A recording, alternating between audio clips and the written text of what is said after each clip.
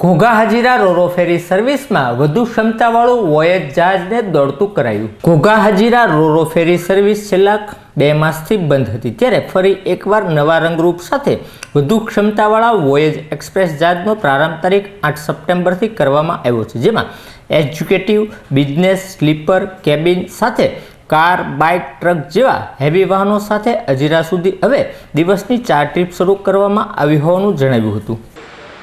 जहाज कितना पुराना है या नया है? ये जहाज जापान का है और मित्सुबिशी इंडिया लाए है। तो ये करीब 5-6 महीने इसको हम लोगों ने ड्राइडॉक में रखा था। उसका हमने पूरा रेनोवेशन किया है, क्योंकि हमको ये जहाज। तो दोनों में डिफरेंस कितना है? हाँ, स्पीड की बात की जाए तो देखिए, ये जहाज हम लोगों ने जो लिया है वो लंबे रूट के लिए लिया है, जबकि मतलब यदि कि 12 बजे हमारा जहाज सुबह 9 बजे यहाँ से चलेगा घोघा से, तो वो आपको सारी बात कर रहा हूँ। जो हमारे अमरीकी के भाई बहन हैं, जो लोग मोटरसाइकिल में चलते हैं, सड़कें ठीक नहीं हैं। वॉयज एक्सप्रेस तो आज આપણે ભેગા થયા છે। આ સર્વિસ આપણી આજથી ચાલુ થઈ છે। તો જે આપણું જૂનું વેસલ હતું વોયજ સિમ્ફની, એના કરતાં આની ક્ષમતા પેસેન્જર ખાતે, ટ્રક ખાતે 3 ટ્રાવેલ ક્લાસ હતા, જેમ કે એક્ઝિક્યુટિવ, બિઝનેસ અને વીઆઈપી લાઉન્જ। પણ શું કહેવાય, આપણે પેસેન્જરોના એક્ઝિક્યુટિવ, બિઝનેસ અને ફેમિલી લાઉન્જ તો આમાં છે જ, પણ એની સાથે સાથે આપણે એમાં સ્લીપર ક્લાસ પણ આપીએ છીએ।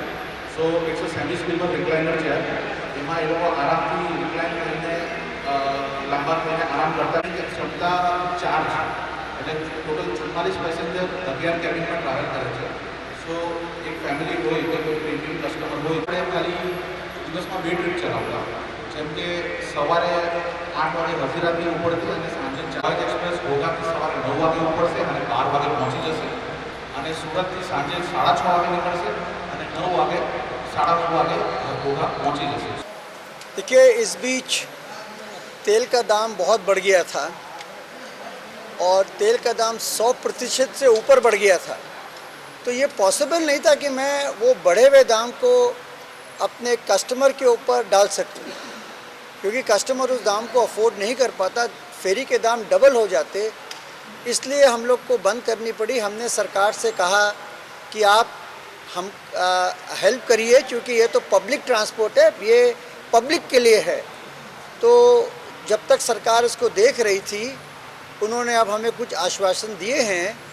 पहला आश्वासन उन्होंने ये दिया है कि जो तेल है, तेल के लिए इन जहाज़ों में जो पैसेंजर को लेके चलते हैं कोस्टल में, आईवी ट्रेड में, उनके लिए उन्होंने कहा कि हम टैक्स की माफ़ी कर देंगे। उसका फाइल मूव हो गया है, वो देख रहे हैं।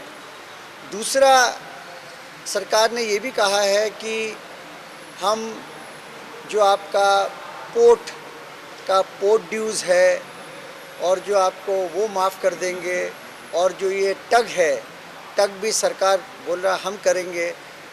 और तीसरा बात ये है कि अभी तक सरकार ने जो इनलैंड वाटरवेज में जहाज़ चलते हैं जिसमें पैसेंजर चलता है, उसमें कोई जीएसटी नहीं रखा है, जबकि रेलवे में 5% जीएसटी है, 5% जीएसटी है।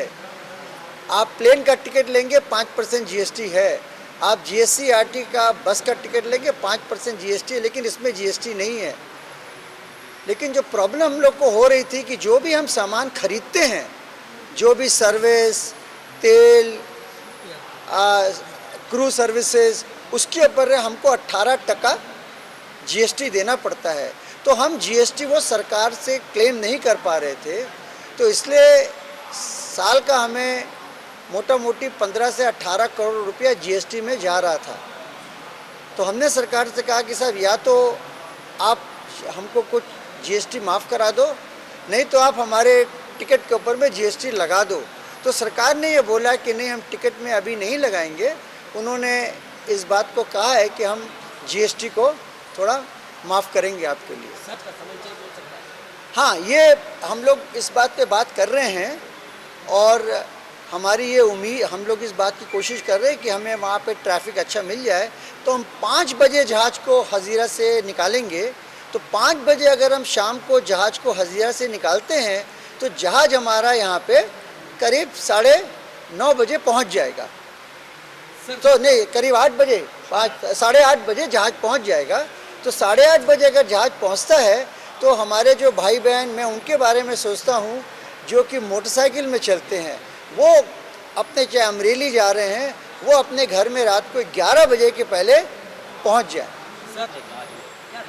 देखिए, 2 चीज़ों का अब आपको फ़ायदा है। एक तो फ़ायदा ये है कि इस जहाज़ का टाइम बहुत कम है, 3.5 घंटे में पहुंचेगा। दूसरा बात है कि हमने सर्विस फ्रीक्वेंसी बढ़ा दी है। आपको सुबह हज़ीरा से सुबह आपको घोगा से एक जहाज़ 9 बजे जाएगा, 12:30 बजे पहुंच गया। फिर वो जहाज़ को हम लोग कोशिश कर रहे हैं कि हम शाम को 5 बजे चलाएं वहाँ से। अगर 5 बजे चलता है जहाज़ तो यहाँ पे वो 8:30 बजे पहुँच जाएगा। दूसरा जहाज़ हमारा हज़ीरा से 8 बजे चलेगा, जो कि यहाँ पे 1 बजे पहुँचेगा। वो जहाज़ यहाँ से 5 बजे चलेगा, हज़ीरा 10 बजे पहुँचेगा। तो आपको जो है हर 6 घंटे में एक सर्विस मिल रही है, सेफ़ है, सिक्योर है, और इससे आपको एक सेफ्टी की बहुत बेनिफिट मिलता है। सर, आखिरी सवाल, ये सोलार से चल रहा है जहाज, क्या लगता है? देखिए, ये हमारा जहाज़ इंडिया का पहला जहाज़ है और मेरा मानना है कि एशिया का पहला इतना बड़ा रोपेक्स है जो कि सोलर पावर से चलता है।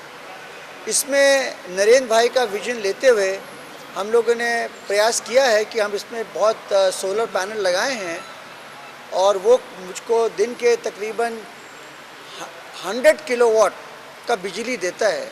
तो ये 100 किलोवाट जो है, उससे हमारा सारा जहाज का लाइटिंग, जो हमारे यहाँ पे गैली है जिसमें खाना बनता है पैसेंजर्स के लिए, वो जितना हमारा इलेक्ट्रॉनिक सिस्टम है वो, और छोटी मोटी मशीनरी को सारा बिजली सप्लाई होता है।